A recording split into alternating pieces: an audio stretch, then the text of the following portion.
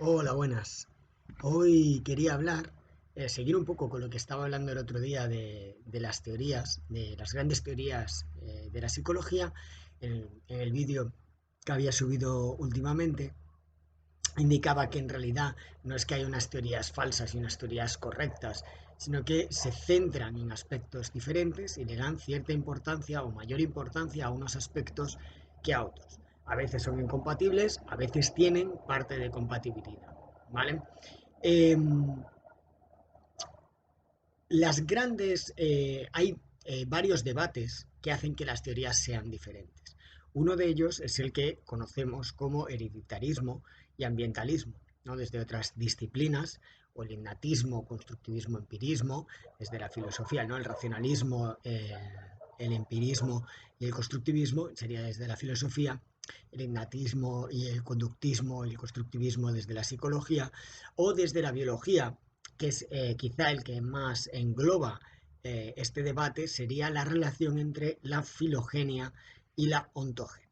La filogenia sería el desarrollo de las especies a lo largo de la historia evolutiva, presionada a través de cómo se van adaptando, ¿no? Por las presiones ambientales al entorno, en función de mecanismos como la selección natural o la selección sexual, que al fin y al cabo viene a ser lo mismo, ¿no? Vinculado un poco a esa transmisión genética, el éxito en la transmisión genética, de las que nos hablaba, por ejemplo, Richard Dawkins o anteriormente Hamilton. Eh, eso, esa presión hace que vaya habiendo adaptaciones por las especies de manera que se reproduzcan. Esas adaptaciones, desde algunas teorías se consideran que siempre van a mayor complejidad, pero no tiene por qué ser así. Puede haber caracteres que aparezcan, caracteres que desaparezcan. Lo que siempre va es a mayor adaptación al entorno.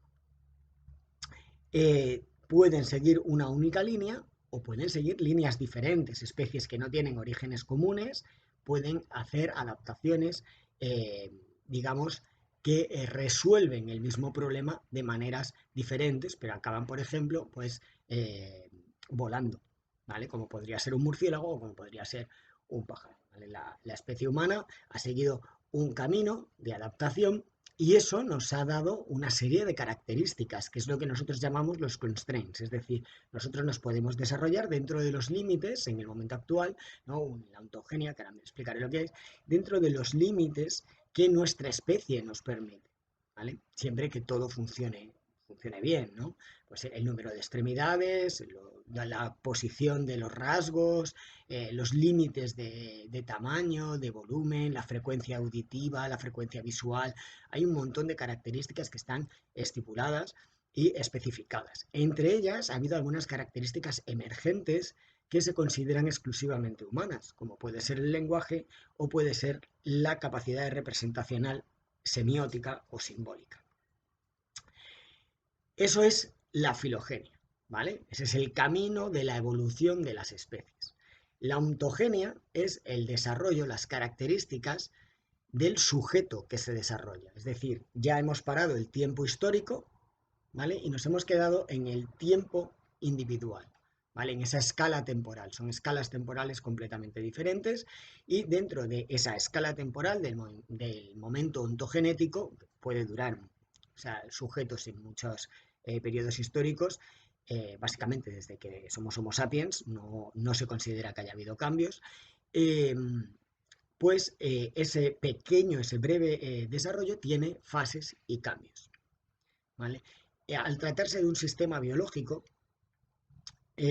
abierto, lo que tenemos son momentos que tradicionalmente se han llamado de equilibrio o desequilibrio, sobre todo en psicología, que van modificándose a través de perturbaciones, aunque desde la biología se considera más estados estables, steady states. Los estados estables tienen una pequeña diferencia y es que siguen el curso de desarrollo de ese sistema, es decir, un sistema, por ejemplo, un organismo vivo nace, crece, se reproduce y muere. Y son estados diferentes que progresan, ¿vale? Son estados de estabilidad dentro de la progresión de ese sistema.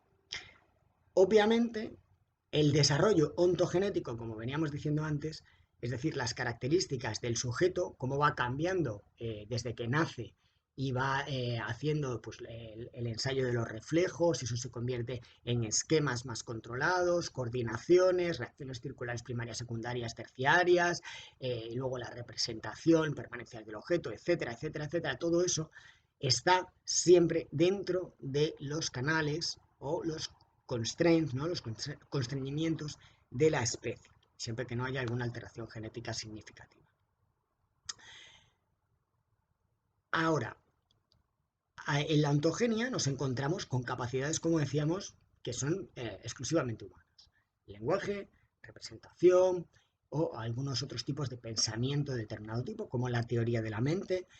Entonces, en función de la teoría o de lo que consideres que tiene más peso, se ha considerado que eso viene ya preespecificado desde la filogenia, es decir, venimos preprogramados para con esas capacidades y esos mecanismos que nos permiten leer la mente de los demás, hablar y comprender el lenguaje o representar, ¿vale? O en realidad no está tan preespecificado, sino que está la potencialidad y tiene que ser el aprendizaje y la cultura el que nos permita desarrollar esas capacidades, ¿vale?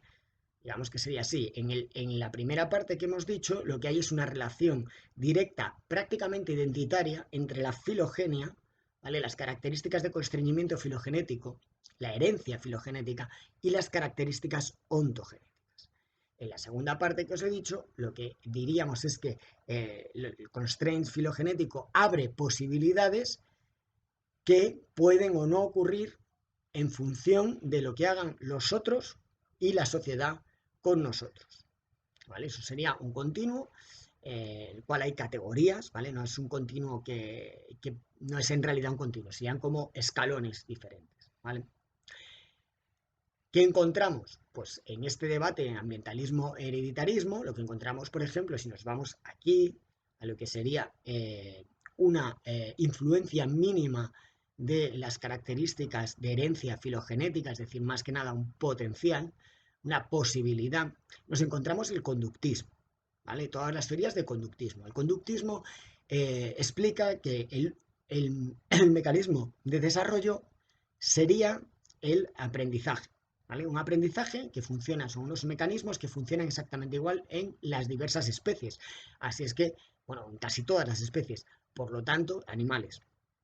Por lo tanto, podéis ver que ahí la presión filogenética es mínima, ¿vale? Porque si una rata, un chimpancé, un perro, un gato funcionan, tienen los mismos mecanismos de aprendizaje, digamos que lo que ocurre en el entorno tiene mucho más peso. Es lo que llaman la teoría de la tabula rasa o la presión ambiental, ¿vale? Sería filosóficamente el empirismo y desde la psicología sería el conductismo, Watson, Skinner, ¿no? Ahí estaríamos en esa característica ontogenética. El conductismo funciona, explica una parte muy significativa, podríamos hablar de un 20, pero estoy poniendo números un poco al azar, del comportamiento humano. Es decir, todos estamos sujetos a mecanismos de aprendizaje y a condicionamientos. Y ocurren y funcionan. Y de hecho, muchas simulaciones que utilizamos en laboratorio, por ejemplo con ratas, que compartimos aproximadamente un 70% de los genes, funcionan a la hora de replicar los estudios con humanos. Os he contado varias veces los estudios que estuvo haciendo una compañera nuestra con ratas sobre el aprendizaje de laberintos, de resolución de laberintos con ratas y la inclusión o dar a las ratas grasas saturadas, ¿vale? Una cantidad significativa de grasas saturadas y cómo los ensayos, el tiempo que tardaban en encontrar la salida y los errores que cometían aumentaba muy significativamente. Esto es lo mismo que ha ocurrido en un entorno muy controlado, es lo mismo que ocurre con los humanos. Desde hace mucho tiempo se sabe que las grasas saturadas pueden tener un efecto, pero no éramos capaces de aislar variables porque había muchas covariables. Por ejemplo, Teníamos el nivel sociocultural, el lugar poblacional, los ingresos, etcétera. Entonces, no podría ser purista para decir que en realidad las grasas saturadas están teniendo un efecto de la mielinización y que eso está pues, teniendo una influencia significativa en el funcionamiento del cerebro que hace que aprendas peor. ¿Vale? Ahora lo replicas con ratas y te sale ya. Y ya no tenemos ni diferencia de ingresos, ni tenemos nivel sociocultural, ni tenemos nada, solamente las grasas saturadas. ¿Vale? No quiero decir es que este estudio esté planteado desde el conductismo. ¿Vale? Vamos a entendernos. Lo que estoy diciendo es que hay mecanismos que pueden ser ocurrir en los humanos y ocurrir en las ratas y ocurrir en los macacos rhesus y en las diferentes especies animales. ¿Vale? Este estudio no está planteado desde el conductismo, ¿vale? Pero es para poner un ejemplo de mecanismos de aprendizaje que funcionan. Otros mecanismos son los condicionamientos, ¿no? El famoso estudio de Albert, en el que condicionaban a un niño cada vez que cogía un conejito blanco muy mono, pues le metían un sonido estridente muy fuerte, ¿no? Un bebé, y, y entonces el niño acabó tremendamente condicionado y cada vez que veía una cosa blanca y esponjosa, pues se asustaba, ¿no? Pues eso es condicionamiento, funciona. El condicionamiento operante se utiliza en las escuelas, ¿vale? Y en las familias, ¿no? Los refuerzos, los castigos, ¿no? ¿Qué es un refuerzo? Es todo aquello que aumenta la frecuencia de una conducta, que puede ser positivo o negativo. ¿Vale? Un refuerzo positivo es cuando das algo para que aumente la frecuencia de la conducta. Un refuerzo negativo es cuando quitas algo para que aumente la frecuencia de la conducta. El castigo, lo contrario, lo que queremos es que disminuya la conducta. Puede ser también positivo o negativo. Un castigo positivo es cuando das algo que hace que disminuya la conducta, desde una descarga hasta un castigo, ¿vale? Y un castigo directo, ¿vale? Positivo, vaya, o negativo, cuando es algo que quitas, ¿vale? Pues te quedas el fin de semana sin consola. Eso sería un castigo negativo.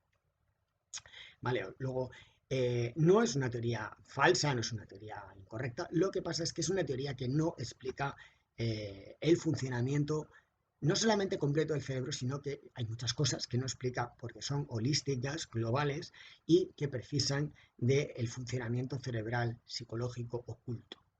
Por ejemplo, uno de los grandes fracasos del conductismo fue explicar el lenguaje. ¿Vale? El lenguaje se tuvo que explicar a través de aprendizaje directo de emisiones que habían producido en algún lugar otros y vino Chomsky, que ahora nos meteremos con las vertientes filogenéticas innatistas, ¿no? Y explicó que en realidad la producción gramatical que tenía el ser humano era masiva, es, ilimitada, ¿no? Podemos producir cualquier tipo de enunciado y comprender cualquier tipo de enunciado, aunque nunca lo hayamos oído, además a través de lo que él decía, un input muy pobre, y eso invalidaba que fuera por aprendizaje asociativo, ¿vale? Entonces sí que ha tenido algunas grandes virtudes para explicar algunas cosas, pero falla en explicar otras. ¿Por qué Watson o Skinner propusieron esto? Dijeron que lo que ocurría dentro de la mente no podíamos estudiarlo porque no teníamos una manera eficiente de estudiarlo, ¿no? Hasta que no llegó el cognitivismo, digamos que no se empezaron a establecer mecanismos que eran más fáciles de estudiar, ¿vale? O más equivalentes para estudiar lo que producía. Si nos vamos al otro extremo, al primer escalón o al otro escalón, que sería el que hay una relación directa bastante importante entre lo que es la filogenia y casi identitaria, ¿vale? Entre lo que es la filogenia y lo que es la ontogenia, tendríamos posiciones como las de Fodor, como las de Chomsky, ¿vale? O como la de Alan Leslie a la hora de explicar la teoría de la mente.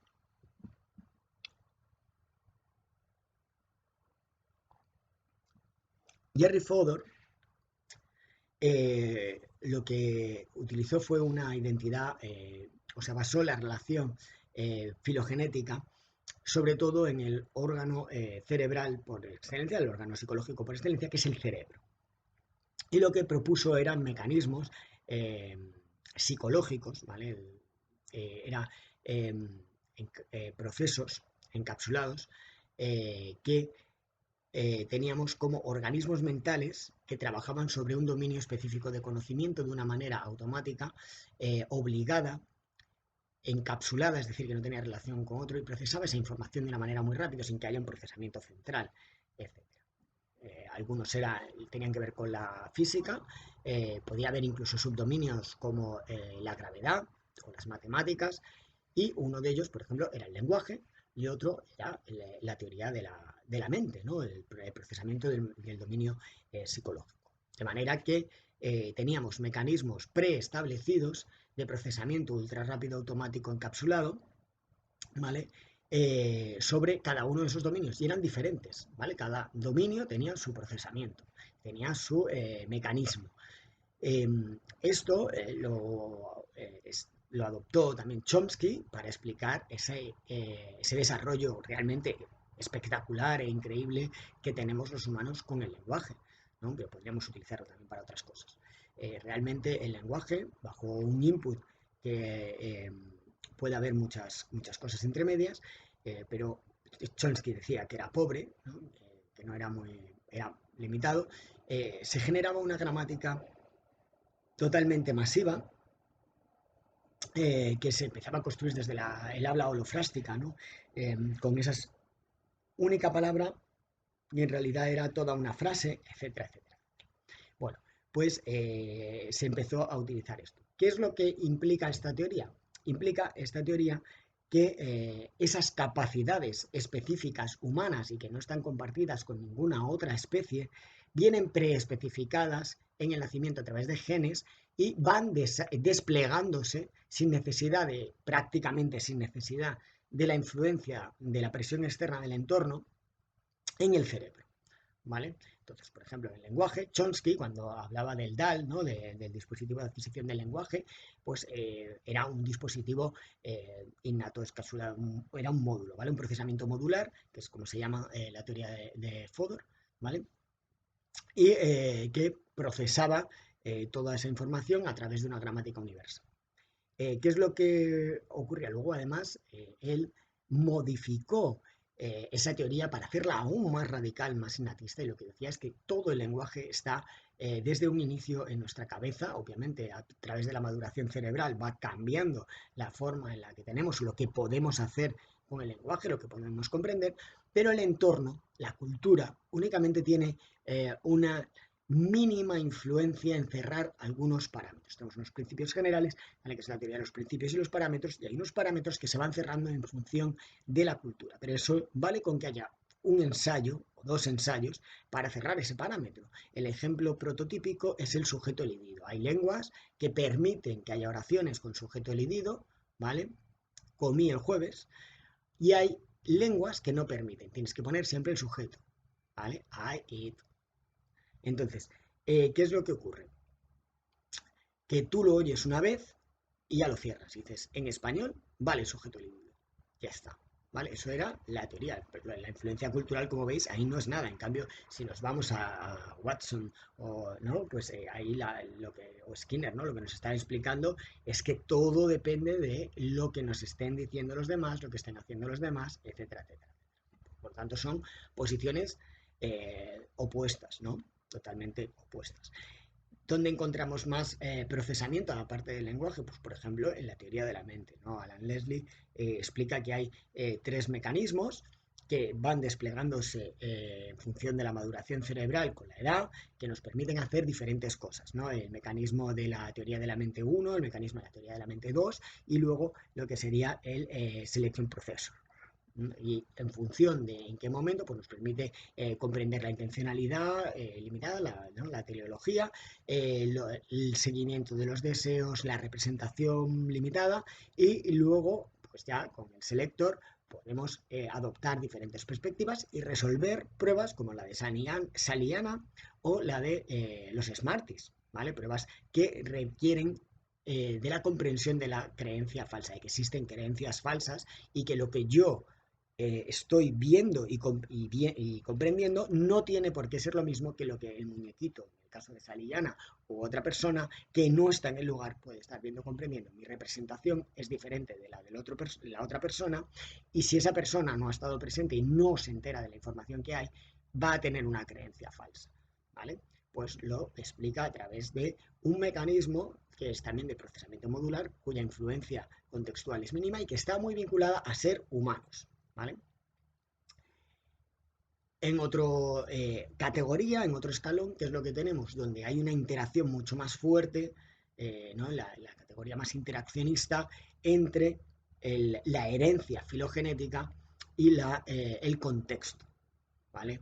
Esto tendría, digamos, la posición teórica más fuerte respecto a esto, bueno, es Darwin, obviamente, pero después sería quizá el panorama epigenético de Waddington, que es quizá donde mejor se ve la relación de las características, por ejemplo, de una célula, él trabaja con células, trabajaba con células, y las características del entorno que hacen que se modifique el camino, ¿vale? Así es que desde un mismo origen se pueden generar caminos diferentes y se puede llegar a un mismo camino desde orígenes distintos, ¿vale? En función de las variaciones contextuales que pueda haber y esas influencias.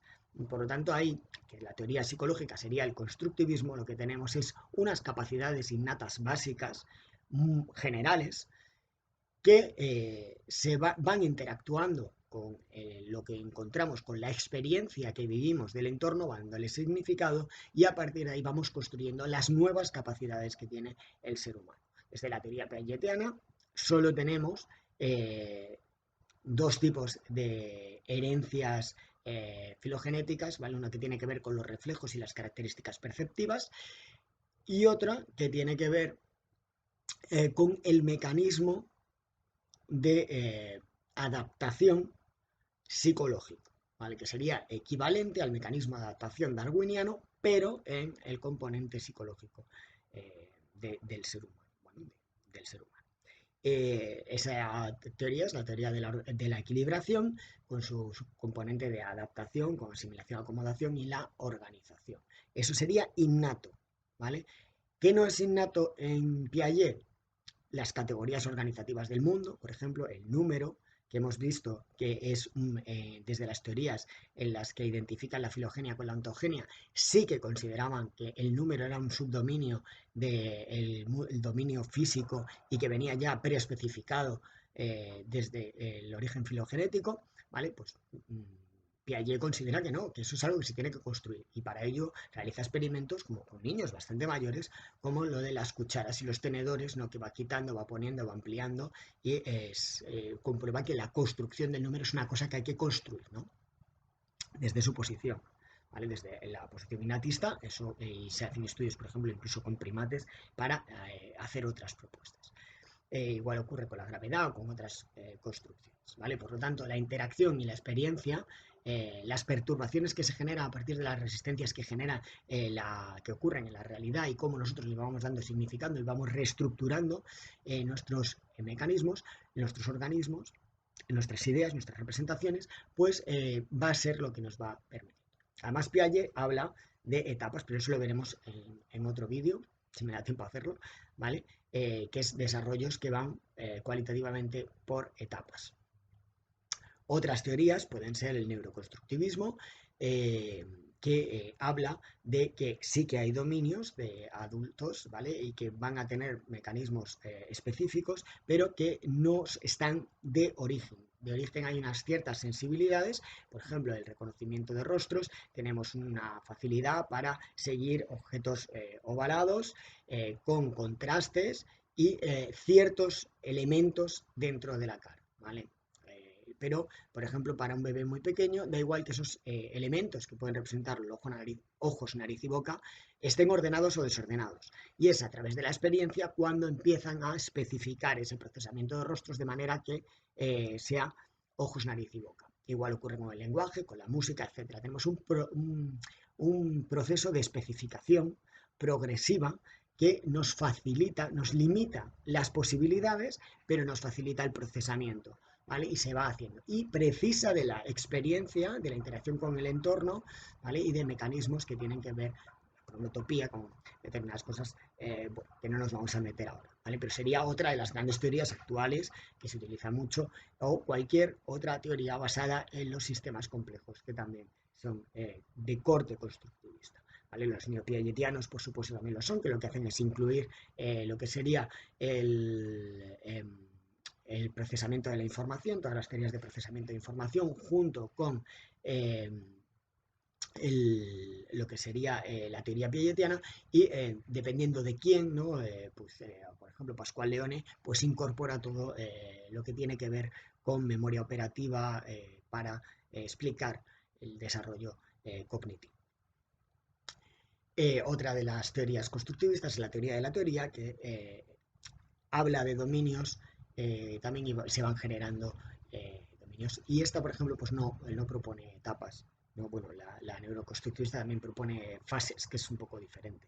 Pero bueno, entonces aquí lo que vemos es eso, que en función de lo que estés viendo y cómo lo quieras explicar y cómo, sobre todo, que es la importancia de este vídeo, entiendas la relación que existe entre la filogenia y la ontogenia, ¿vale? Vamos a tener posiciones innatistas, posiciones ambientalistas, empiristas, conductistas o posiciones interaccionistas o organicistas, como podría ser la piagetiana, neuroconstructivista, etc. ¿Vale? Y todas son muy útiles para explicar algún fenómeno, ¿vale? Luego, si quieres hacer una teoría holística, pues obviamente habrá algunas teorías que te sean más útiles, ¿no? Tú te sientes más identificado con algunas teorías. Yo, por ejemplo, soy constructivista, organicista, yo me muevo más desde los conceptos, ya sabéis, del sistema complejo adaptado biológico, pero me vale para explicar la psicología. ¿Vale? Bueno, pues este es el vídeo, espero que os haya gustado. Me he dado cuenta que hay un reflejo aquí, que lo acabo de ver, pensaba que lo tenía yo en la pantalla. Espero que no os moleste mucho y nos vemos en el próximo vídeo. Hasta luego.